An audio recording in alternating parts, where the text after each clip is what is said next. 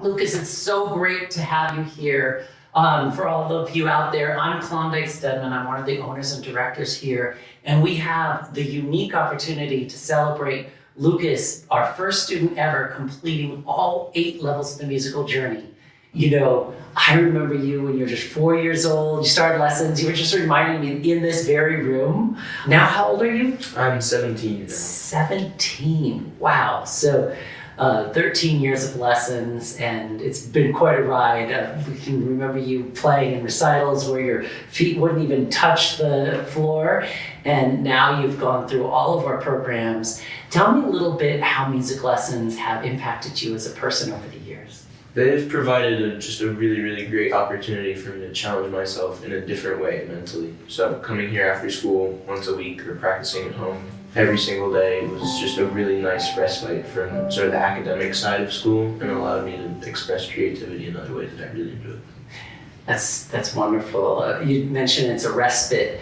How did it help you during the pandemic, during the first year of lockdown? What was interesting was for a solid part of that first year, I was in Japan. So I didn't actually get to play the piano for about a year.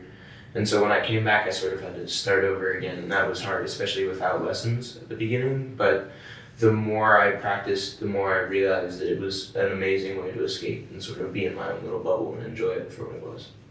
Well, thanks so much for sharing that. I didn't actually know that you were in Japan during that year. Can you tell us about your experience with the musical journey? You've done all of these amazing projects. How did the musical journey impact your learning? Interestingly, one of my favorite parts of the musical journey is the musicianship portion of the test, the harmonics or the rhythms or the scales. And I feel like practicing that portion with teachers really helped all of the pieces that I would then play. So I think it was really interesting to see how sort of the integral parts of music really express themselves in the musical journey, and how that helped me become a better pianist. That's so interesting that you say that, because so many kids and parents don't understand that connection, how being a great musician, understanding how music actually works, helps you to learn pieces. It seems like it would go without saying, but I think most people think that it's all about putting your fingers in the right place. Mm-hmm. Well, how does it feel having completed the level 8? Feels really good. It's a little bit sad because I really enjoyed the journey portion of it. Right. But I think it presents a new opportunity as well, where now I don't have to focus so much on the testing portions of it, but more I can just apply what I've learned through the musical journey to new pieces that I can play, and I can find more difficult pieces and maybe spend more time on that. So I'm excited for what it'll bring. Yeah, exactly. And I hope all the skills that you've learned along the way will make that a lot easier. Certainly. So Lucas, for your level 8 project, you made a website that will help you promote yourself professionally as a pianist. Mm-hmm. Can you tell me a little bit about that process? So at first, one of the more difficult parts about it was figuring out what sort of writing element I was going to incorporate into the website. But, the more I thought about it, the more I realized that really I could expand a lot on that and provide not only background about my personal self, but also about myself as a musician or other interests I had, or, what I hope to do with my musicianship in the future. And so thinking about all of that, I then decided to add a couple clips of myself playing the piano as sort of an example. I had just finished learning a Chopin prelude that I really wanted to include on my website. And I tried maybe 10 or 15 times to record an accurate or nice version of this prelude, and I struggled to each time. And so I finally ended up using one that I got home from school, and I decided, you know what, I'm going to record it once, I'm going to be happy with it, and that's what I'm going to put on there. And I did, and it was, in my opinion, the best time I've ever played it, so I was really glad to have done that. You touch on that, like having to try again. I don't think a lot of people out there realize that that's a reason that we have these projects, mm-hmm. because anytime you record yourself, you're going to notice the things that you didn't like about your playing. And there's literally no better way to get better at anything than to watch yourself struggling and then focusing on the thing that you're having trouble with, and then try it again and try it again.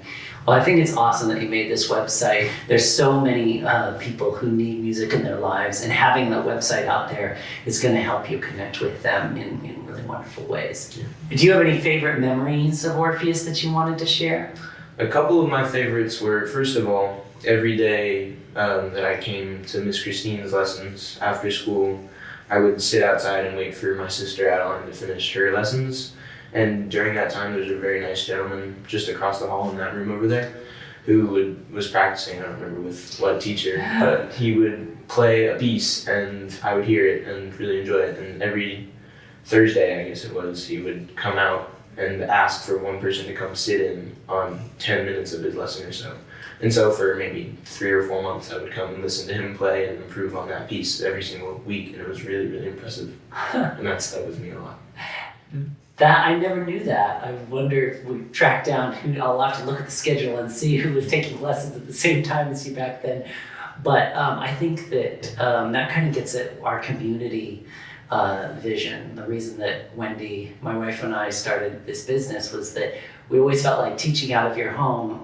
Really, students don't get to hear other students, and when they can hear other people, they get inspired by that. That's really great. Do you have any advice to other people who are going through the musical journey about how they can get the most out of it? So I would say, don't just look to getting to the very end of it, even though it seems like a long journey. Appreciate all of the individual steps and everything that you learn through it, because that's really what will help you become a better musician. Awesome. Well, I definitely am so excited to be presenting you with the Level 8 trophy and a $1,000 check to help with your studies as you project into the future. Hopefully, and I know this is going to be true for you because I know how much you love music. Hopefully, this is just the start of a new musical journey for you to take music out into the world. Thank you very much. So here's the Level 8 trophy and $1,000 check. Thank you.